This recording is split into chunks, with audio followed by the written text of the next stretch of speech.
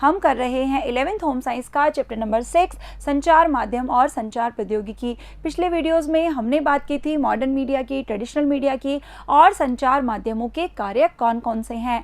आज के वीडियो में हम बात करेंगे संचार प्रौद्योगिकी की, यानी कि संचार प्रौद्योगिकी क्या है, हम इसके बारे में जानेंगे। तो आइए शुरू करते हैं हमारा चैप्टर।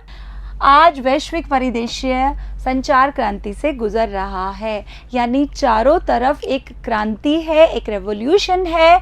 क्यों? क्योंकि संचार जो प्रौद्योगिकी है, यानी कि जो टेक्नोलॉजीज़ हैं, बहुत जल्दी से चेंज होती जाती है। जो आज नया है वो तुरंत पुराना हो जाता है। कहने का मतलब है कि हम इसका एक छोटा सा एग्जाम्पल लें तो आपने देखा होगा आज मार्केट में डेली नए नए मोबाइल फ़ोन आते हैं।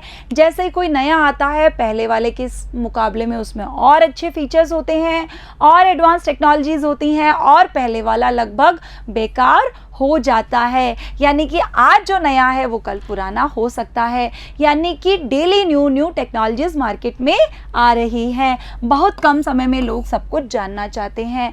आज लोगों को लगता है बिना कहीं जाए, बिना समय गंवाए हम सब कुछ आसानी से जान लें। सूचना की अत्याधिकता है और वो आसानी से उपलब्ध है। पहले हमें सारी इन्फॉर्मेशन आसानी से उपलब्ध नहीं होती थी। कोई भी शिक्षा है, किसी भी बारे में हमें जानकारी चाहिए, आज हम चुटकियों में आसानी से किसी भी जानकारी को उपलब्ध कर लेते हैं। किसके कारण? पारंपरिक और आधुनिक माध्यमों के कारण हम सब की पहुंच में कोई भी सूचना हो गई है। यहीं पर संचार प्रौद्योगिकी की एक अहम भूमिका रही है। हम अलग अलग समय में, अलग अलग समय यानी हम भूत की बात करें, हमारे पास्ट की बात करें तो पहले जो ट्रेडिशनल मीडिया थी वो थी, जिसकी बात हमने पिछले वीडियोज़ में की थी, रेडियो था।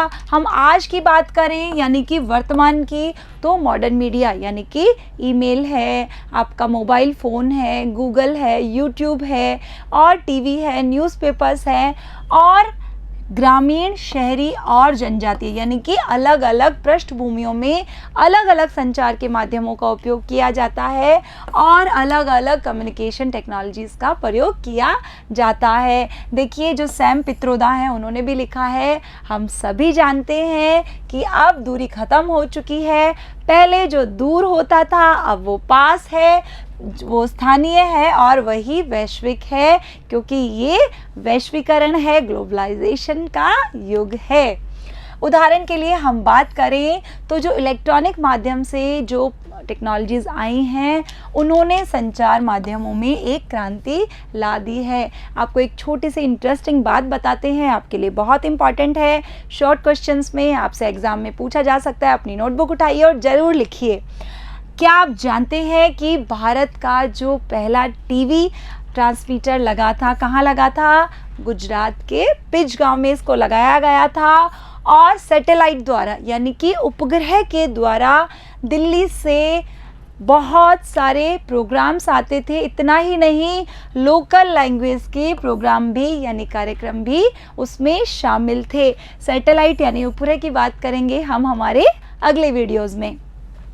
संचार प्रौद्योगिकी का संबंध सूचना को नियंत्रित करने। देखिए ये बहुत ज़रूरी है, सूचना को कंट्रोल करना। ऐसा नहीं है, आपने देखा होगा कोई भी टीवी चैनल है, फेक न्यूज़ आ रही है हर वक्त, वो रिलायबल नहीं है, ऐसा नहीं होता। सूचना को कंट्रोल करना भी बहुत ज़रूरी होता है। इसके लिए बहुत ही विकसित और अलग अलग टेक्नोलॉजीज़ का यूज़ किया जाता है। इसमें आधुनिक प्रौद्योगिकियाँ शामिल है जिनका प्रयोग डाटा के प्रेषण के लिए किया जाता है, फिर चाहे वो इलेक्ट्रॉनिक डेटा हो या फिर डिजिटल डाटा हो। ऐसे हार्डवेयर संस्थागत तंत्र और सामाजिक मूल्य हैं जिनका उपयोग व्यक्ति सूचना एकत्र करने, संसाधित करने और आदान प्रदान करने के लिए करते हैं। स्टूडेंट्स, आपने देखा होगा कि ये जो टेक्नोलॉजीज़ हैं हमें किसी भी चीज़ पर डिपेंड नहीं कर रही हैं। पहले कोई सीरियल आता था तो लेडीज़ क्या करती थी, फटाफट से काम फिनिश कर कर उस पर बैठ जाती थी कि हम उसे दोबारा नहीं देख पाएंगे अगर निकल गया तो, और उसका रिपीट टेलीकास्ट होगा, उस वक्त हमें टाइम नहीं होगा। लेकिन आज के टाइम में अगर आपने कोई सीरियल, कोई न्यूज़ कुछ भी मिस कर दिया तो आप किसी भी वक्त उसे दोबारा देख सकते हैं। किसके कारण? संचार प्रौद्योगिकी के कारण। अब वक्त हो चुका है हमारी एक छोटी सी एक्टिविटी का। अपनी नोटबुक उठाइए, ये एक्टिविटी आपके लिए बहुत ज़रूरी है ताकि आप इस टॉपिक को और अच्छे से समझ सकें। देखिए, आपको एक सामूहिक चर्चा करनी है। पहले भी आप बहुत बार कर चुके हैं, मैं आपको छोटी छोटी एक्टिविटीज़ देती रहती हूँ। सामूहिक चर्चा यानी कि ग्रुप डिस्कशन।